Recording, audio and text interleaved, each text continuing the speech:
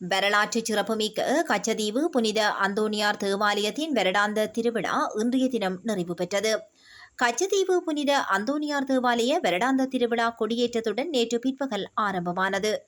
கச்சதீவு புனித அந்தோணியார் தேவாலய வருடாந்த திருவிழாவில் சிவகங்கை மறைமாவட்ட ஆயர் பேரருட்தந்தை லூர்து ஆனந்த் ஆண்டகை, யாழ் மறைமாவட்ட குருமுதல்வர் அருட்தந்தை ஜோசப் தாஸ் ஜெபரட்னம் அடிகளார் ஆகியோர் தலைமையில் இன்று காலை 7 மணிக்கு திருவிழா சிறப்பு திருப்பலி ஒப்புக் கொடுக்கப்பட்டது.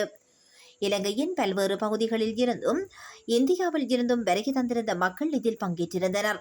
இதனைத் தொடர்ந்து பக்தர்களுக்கு ஆசீர்வாதம் வழங்கப்பட்டது.